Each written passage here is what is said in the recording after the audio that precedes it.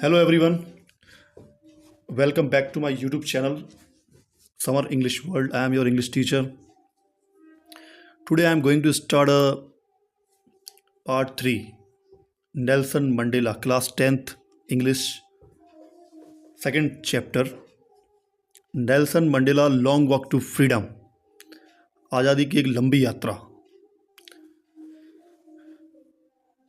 Before start this chapter, one thought for all.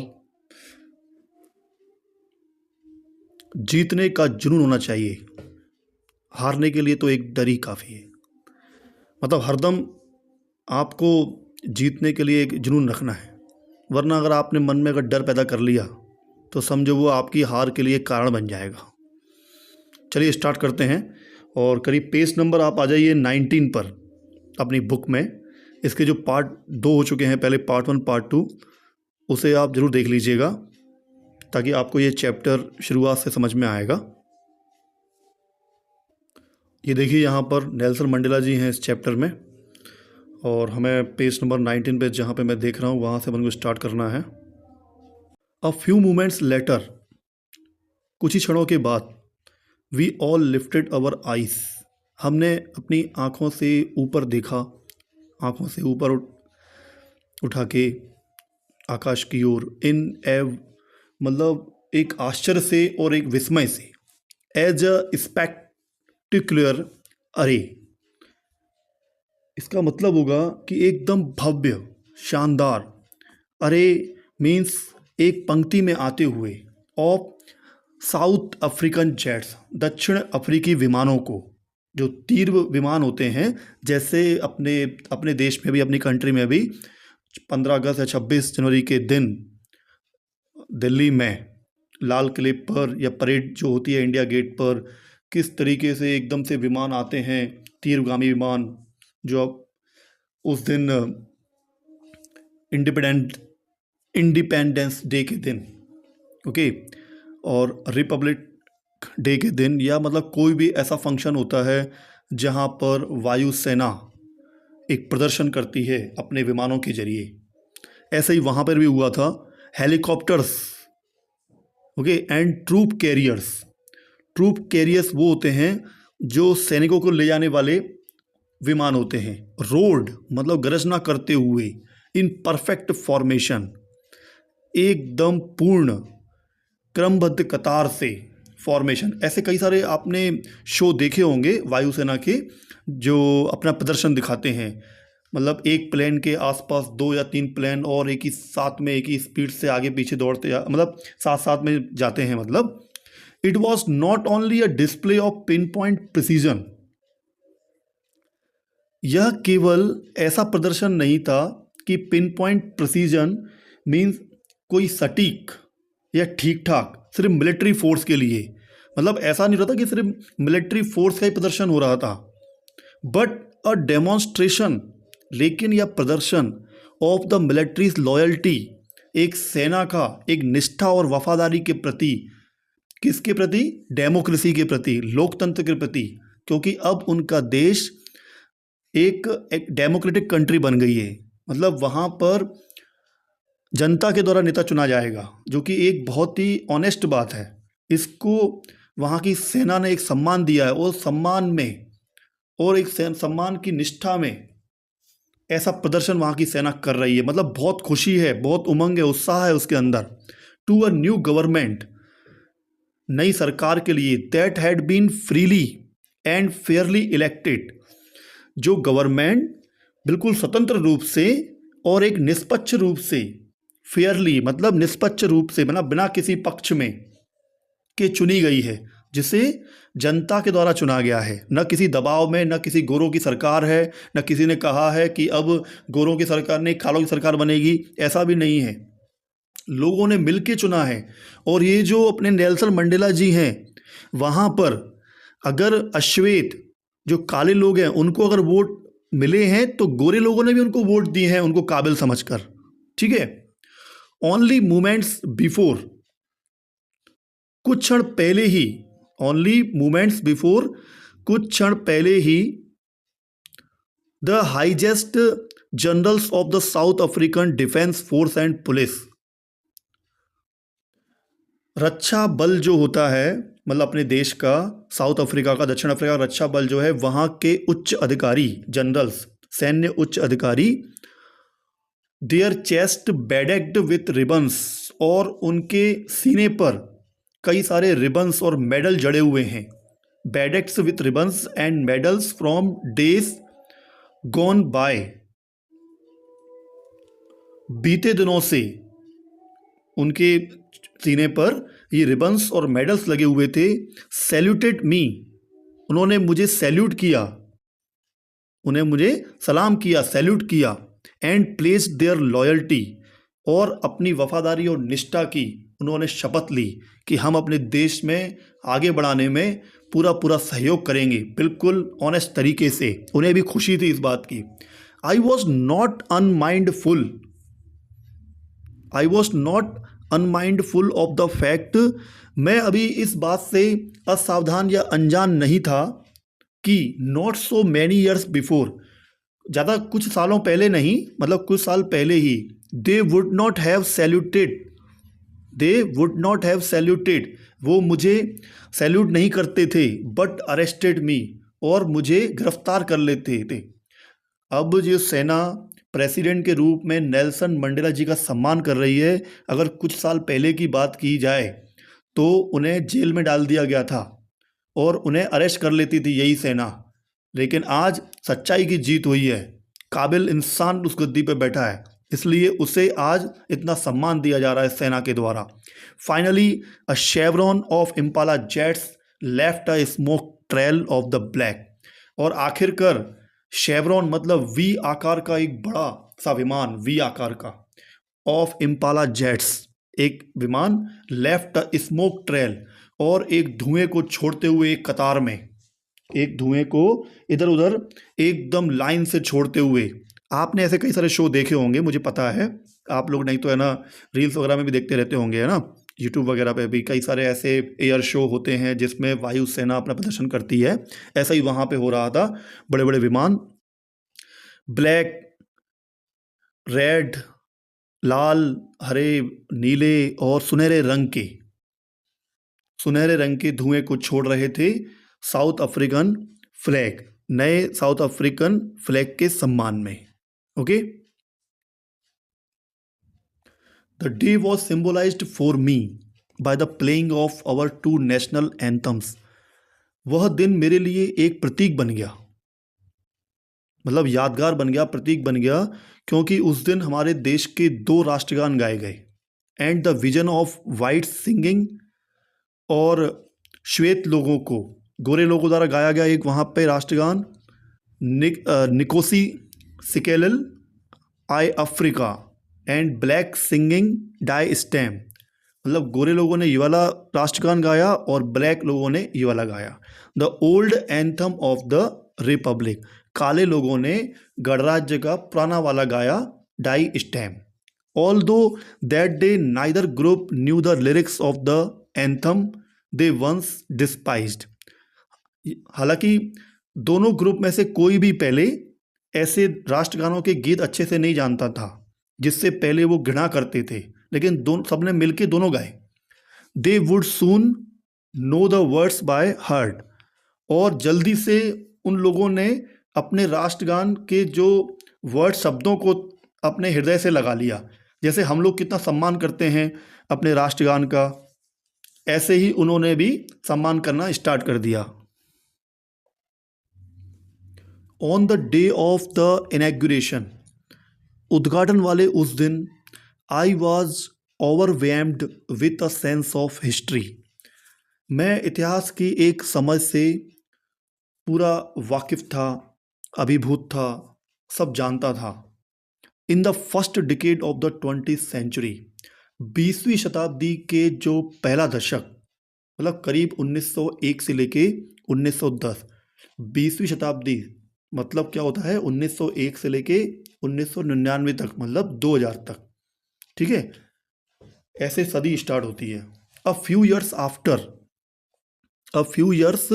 After, कुछ सालों बाद, द बिटर एंग्लो बोअर वार, एक भयानक जो एंग्लो बोअर युद्ध हुआ था, and before my on birth, और मेरे पैदा होने के पहले, मेरे जन्म के पहले, the white skinned peoples of South Africa, जो साउथ अफ्रीका के गोरे लोग थे, गोरी चमड़ी के लोग थे Africa, paced up their differences, उन्होंने आपस के मतभेद तो दूर कर लिए थे कि गोरे गोरों में तो मतलब कोई दिक्कत नहीं है, उनमें कोई लड़ाई वगैरह नहीं होगी, and erected A system of racial domination, और एक ऐसा सिस्टम बना दिया था कि दबाने का, अपना प्रभुत्व जमाने का, डोमिनेशन, रेशियल मतलब नस्लवाद, मतलब काले लोगों से एकदम नफरत की जाएगी और गोरे लोगों से नहीं की जाएगी, ऐसा उन्होंने सिस्टम बना दिया था वहाँ पर।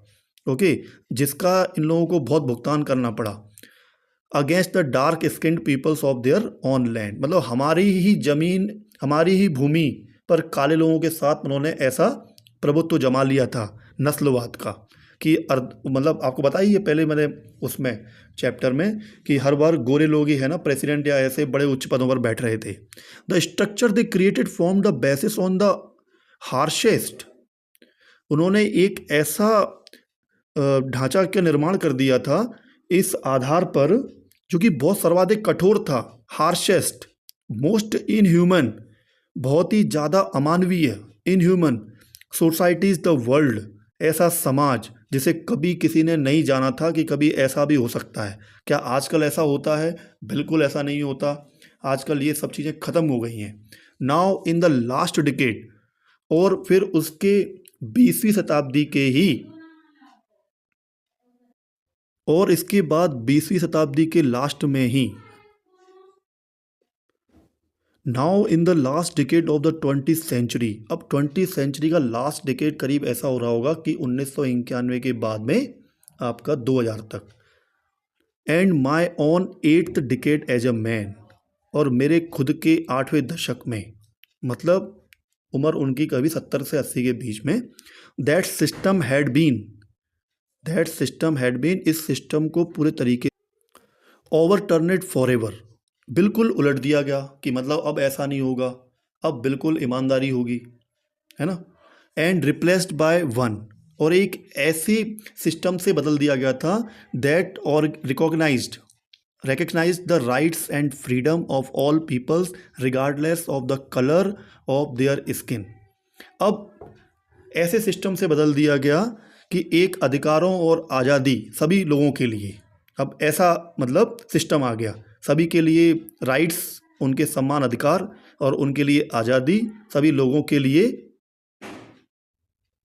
Regardless of the colour of their skin, मतलब किसी भी स्किन के कलर को बिना ध्यान में रखते हुए हमने सभी लोगों के लिए आज़ादी और उनके सम्मान के लिए ऐसा सिस्टम को पहचान दी। और जो पहले चल रहा था कि गोरी चमड़ी वाले ऊपर और काली चमड़ी वाले नीचे, अब ये सिस्टम बिल्कुल ख़त्म हो गया। ठीक है, नेक्स्ट पैरा पे आते हैं। That day had come about through the unimaginable sacrifices of thousands of my people, यह दिन हमारे जो हजारों लोग, जो अकल्पनीय बलिदान जिन्होंने दिया था इसके लिए, जो जा चुके थे, उनके द्वारा ही यह दिन हम लोगों ने देखा था। मतलब अगर बात करें तो अपने देश में भी जब हमारा देश आज़ाद हुआ था तो उसकी आज़ादी के लिए कई लोग लड़े थे, और उस आज़ादी को कई लोग देख भी नहीं पाए, लेकिन उन्होंने अपना, वो शहीद भी हो गए और उन्होंने अपना बलिदान भी दिया, लेकिन आज वो इस स्वतंत्र भारत को या उनके स्वतंत्र दक्षिण अफ्रीका को नहीं देख पा रहे हैं। तो इस बात का उन्हें नेल्सन मंडेला जी को गम भी है, दुख भी है। People whose sufferings and courage can never be counted और रिपेड, और वे बोलते हैं कि लोग जिनके दुख और जिनका साहस कैन नेवर बी काउंटेड, उसे बिल्कुल भी नहीं गिना जा सकता कि हम एक अंदाज़ा लगाएं कि आपने कितना योगदान दिया, कितना बलिदान दिया, और रीपेड, और न ही उसका भुगतान किया जा सकता है। उन्होंने अगर अपनी जान गंवाई थी इसके लिए तो उसका भुगतान कोई भी नहीं कर सकता।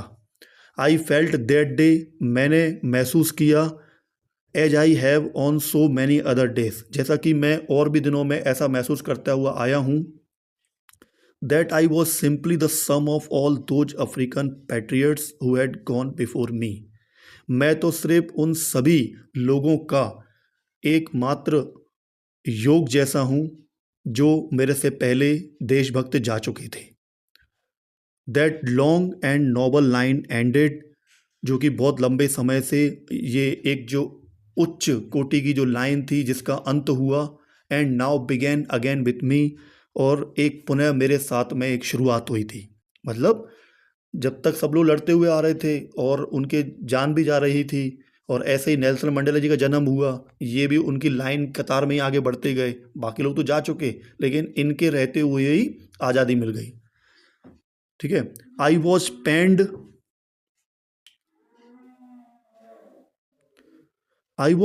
That I was not able to thank them. मुझे बहुत दुख हुआ कि मैं उन्हें धन्यवाद नहीं दे सका। And that they were not able to see what their sacrifices had wrought, और वे आज ये भी नहीं देख सकते कि उन्होंने जो बलिदान दिए थे और जो शहीद हुए थे कि वो एक क्या बना के गए थे, कि उनके शहीद होने से और कैसे देश आज़ाद होगा, आज वो नहीं है इसको देखने के लिए, और न मैं उन्हें धन्यवाद दे पाया कि आपने कितना कुछ हमारे देश के लिए करके गए। The policy of apartheid created a deep and lasting wound in my country and my people।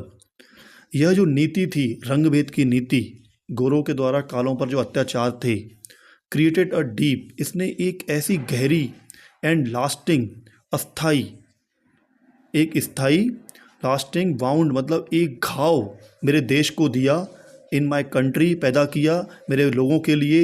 All of us will spend many years, और हमने कई साल खर्च किए इसको दूर करने के लिए। इफ़ नॉट जनरेशंस, न केवल पीढ़ियाँ, recovering from that profound hurt, मतलब इस गहरे घाव को, चोट से उबरने के लिए हमें कई साल लग गए। But the decades of operations, लेकिन दशकों से, दशक मतलब होता है 10 साल का एक वो, decades, but the decades of operation and brutality, लेकिन दशकों से ये उत्पीड़न, ऑपरेशन एंड ब्रूटैलिटी, बर्बरता मतलब एक बुरा व्यवहार, हैड अनोदर, दूसरों के प्रति, एक दूसरे के प्रति, अनइंटेंडेड, बिना किसी इरादे के जो प्रभाव पड़ा, and that was that it produced, और इसी की वजह से हमारे यहाँ पे जो लोग ऐसे उत्पन्न हुए, मतलब ये उन लोगों की बात हो रही है कि जो इसके खिलाफ लड़े, आंदोलन के खिलाफ लड़े, जो इसको सहन नहीं कर पाए। जैसे कि अपने देश में भी कई सारे महान क्रांतिकारी स्वतंत्रता सेनानी लोग पैदा हुए थे। Produce the Oliver Tambos, the Walter Sisulus, the Chief Luthulis, the Yusuf Dadoos, the Bram Fischers, the Robert Sobukwes of our time, हमारे समय के। Man of such extraordinary, ऐसे व्यक्ति जो असाधारण व्यक्तित्व वाले, जैसे अगर अपने यहाँ की तुलना अगर की जाए तो उसमें चंद्रशेखर आज़ाद हुए, महात्मा गांधी हुए, कई सारे ऐसे नेता जिन्होंने बलिदान और अपना शहीद हुए हैं देश के लिए, ऐसे इनके यहाँ पर भी थे। ये आप देख सकते हैं, Oliver Tambo, Walter Sisulu, Chief Luthuli, and ये है Yusuf Dadoo, and Bram Fischer, and Robert Sobukwe. These are some prominent names in the struggle against apartheid। ये बहुत ही फेमस नाम हैं जिन्होंने रंगभेद की नीति के लिए मतलब जाने जाते हैं। For the use of the definite article with proper nouns, see exercise। Next para देखते हैं। Courage, wisdom and generosity that their like may never be known again। मतलब ऐसे व्यक्ति पैदा हुए इस देश में जिनमें साहस था, बुद्धि थी, उदारता थी। That their like may never be known again, शायद ऐसे कभी फिर से पैदा ना हो।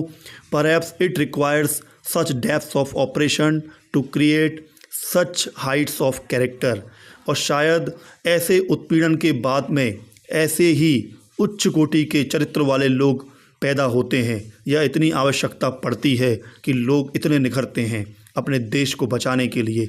My country is rich in the minerals, मेरा देश मिनरल्स एंड जेम्स, मेरा देश खनिजों और रत्नों से समृद्ध है। मिनरल्स मतलब खनिज और जेम्स और रत्न। That lie beneath its soil, जो कि इसकी मिट्टी के नीचे हैं। But I have always known that its greatest wealth is its people, लेकिन मैं जानता हूँ कि यहाँ के जो लोग हैं, वो जो महान लोग हैं, वो यहाँ की महान संपदा के लिए बहुत ज़रूरी हैं, उनसे भी ऊंचे हैं, रत्नों से भी ऊंचे, खनिजों से भी ऊंचे यहाँ के लोग। फाइनर एंड ट्रू, एक उत्कृष्ट और एक सच्चे, देन द प्योरेस्ट डायमंड्स, जो कि एक शुद्ध हीरे से भी ज़्यादा कीमती है यहाँ के मेरे देश के लोग। नेक्स्ट पैराग्राफ देखते हैं। अगर वीडियो में थोड़ा सा शोर की आवाज़ अभी आ रही हो तो क्यों, एक्चुअली क्या है, बारिश हो रही है, लेकिन आप कैसे भी करके इसको आवाज़ कम ज़्यादा करके या ईयरफोन से आप थोड़ा सा एडजस्ट करके सुने, लेकिन चैप्टर को बीच में स्किप ना करें, क्योंकि बस थोड़ा सा एक और पैरा कंप्लीट करने के बाद में इसका पार्ट 3 हम कंप्लीट करते हैं और पार्ट 4 बनाएंगे फिर नेक्स्ट किसी वीडियो में। Okay. It is from these comrades in the struggle that I learned the meaning of courage, ये वही साथी थे इस संघर्ष में जिनसे मैंने सीखा था साहस। जो अभी मैंने ऊपर बात की थी, जो शहीद हुए थे, जो इस लड़ाई के लिए लड़े थे अपनी एज के हिसाब से या इस संघर्ष में वो मारे गए और वो शहीद हो गए, उनसे ही नेल्सन मंडेला जी ने सीखा था ऐसा साहस उनके संघर्ष का। टाइम एंड अगेन, और बारंबार I have seen men and women, मैंने कई पुरुषों को और महिलाओं को risk and give their lives for an idea, और जब भी उनके मन में ऐसा विचार आता था कि हमको आज़ादी चाहिए तो उन्होंने रिस्क ली और अपनी जान गंवाई। उन्होंने ऐसा देखा, किसने, नेल्सन मंडेला जी ने। I have seen men stand up to attacks and torture without breaking, और मैंने देखा कई सारे पुरुषों को जो उन पर आक्रमण होते थे उनके खिलाफ लड़ते हुए, एंड टॉर्चर, यातनाओं को सहन करते हुए, विदाउट ब्रेकिंग, बिना रुके हुए। मैंने मतलब ऐसे साहसी लोग भी नेल्सन मंडेला जी ने उस समय देखे जो अपने देश के लिए लड़ रहे थे। शोइंग अ स्ट्रेंथ, एक ताकत को दिखाते हुए, एंड रिजिलियंस, और अपने आप को आघात से संभालने के लिए, उन पे कोई भी अगर प्रहार होता है उसको संभालने के लिए ऐसे लोग भी पैदा होते हैं। Showing a strength that defies the imagination, जो कि एक, अगर अपन कल्पना भी करते हैं ना कि ऐसा ऐसा कर सकते हैं तो वो भी असंभव लगती है, लेकिन लोगों ने ऐसा किया अपने आप को, देश को बचाने के लिए। आई लर्नेड दैट करेज, मैंने यह साहस सीखा। Was not the absence of fear, यह कोई भय की अनुपस्थिति में नहीं था, but the Triumph over it, इन्होंने अपने भय पर जीत हासिल की। इन्होंने क्या किया, अपने भय पर जीत हासिल की। ऐसे कभी कभी हम बोलते हैं ना कि कोई अपन को डराने की कोशिश करता है तो बाद में अपन बोलते हैं हाँ देखा जाएगा, जो भी वो कर लेंगे। ऐसा मतलब कई लोग अपने भय पर जीत हासिल करते हैं। The brave man is not he, बहादुर व्यक्ति वह नहीं है, he who does not feel afraid, जो कि भय से डरता है, भय से निडर होता है, वह बहादुर नहीं है। But he who conquest that fear, लेकिन वह बहादुर है जो अपने डर पर जीत हासिल करता है। इसका मतलब यह है कि कई लोग बोलते हैं जैसे कि ना मुझे डर नहीं लगता, तो इसका मतलब वो बहादुर नहीं है, लेकिन वो अपने डर पर ही जीत हासिल कर लेते हैं, उसको करके दिखाते हैं, वो असली विजेता होते हैं। ऐसे साहसी लोग जो अपने देश के लिए मर मिटने के लिए तैयार हो जाते हैं, जो बिना अपने परिवार की परवाह किए बिना, परिवार को देखते हुए, ऐसे शहीद जो सेना में आगे भर्ती हो जाते हैं, अपने साथ में मौत को हरदम वो साथ रखते हैं, ऐसे साहसी लोग, उन्हें बोलते हैं अपन निडर और बहादुर लोग। No one is born hating another person because of the colour of his skin,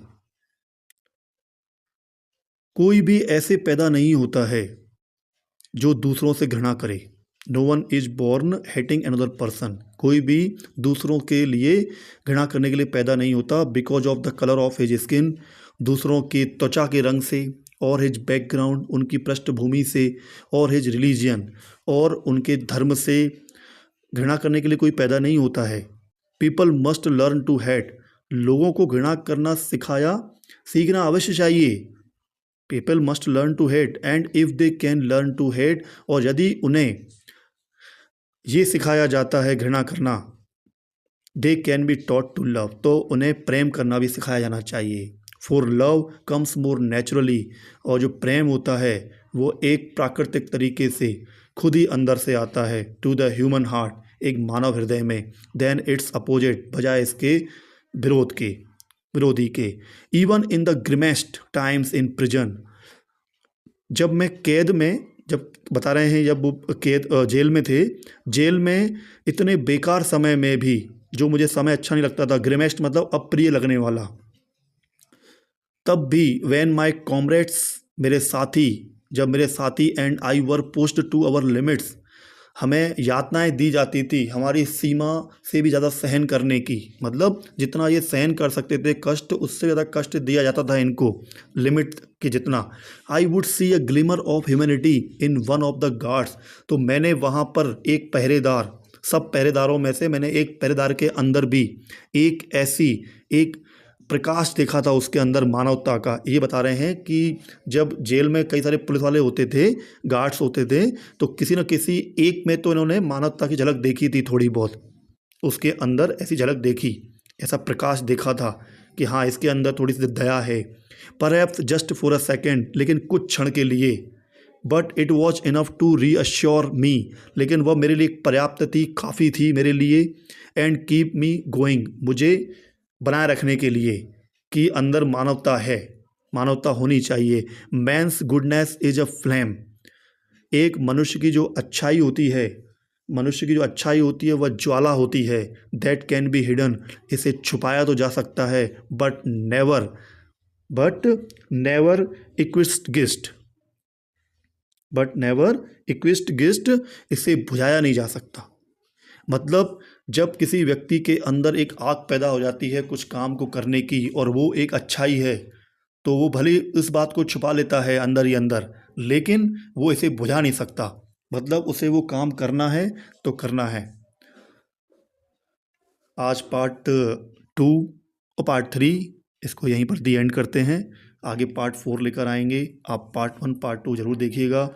जो भी बच्चे इस वीडियो को देख रहे हैं उसको पूरा ये चैप्टर समझ में आएगा, क्योंकि एक बार ज़रूर हमें इसको देखना चाहिए। कुछ बच्चे, सभी स्टूडेंट्स को एक बार पूरे चैप्टर को डिटेल में रीड करना चाहिए, क्योंकि अगर उन्हें अच्छे मार्क्स लेकर आना है तो उनका कोई सा भी ऑब्जेक्टिव नहीं छूटना चाहिए, या कोई से अभी क्वेश्चन आंसर लर्न करने में उन्हें प्रॉब्लम हो। ओके, एंड जो भी आगे चल के शिक्षक पात्रता परीक्षा या चयन परीक्षा की तैयारी कर रहे हैं, किसी भी स्टेट में हैं, और ये एनसीईआरटी की बुक का एक लेसन है, ये ज़रूर आपके पेपर में भी आता है, और इसको मैंने डिटेल में काफ़ी अच्छे से समझाया है। तो आप आपस में इसको शेयर करें, अपने साथियों तक पहुंचाएं, और सभी बच्चों तक ये अगर पहुंचे ताकि वो इस चैप्टर का पूरा ज्ञान ले सकें। ओके, एंड इसी के साथ में ही don't forget to subscribe to my channel and hit the notification bell to stay updated on my latest videos. I appreciate your support and look forward to helping you improve your English skills. और जल्दी ही ये chapter पूरा होने के बाद में हम इसके क्वेश्चन आंसर्स को भी डिस्कस करेंगे और उसको भी अपलोड कर देंगे। आप जल्दी से जल्दी उसको लर्न कर लीजिएगा और अच्छी तरीके से मेहनत कीजिएगा। अच्छे नंबर आपके आना चाहिए सभी सब्जेक्ट के साथ, और आप खूब आगे बढ़ें, आपके अच्छे मार्क्स आएँ, माता पिता का नाम रोशन करें। Thanks for watching this video.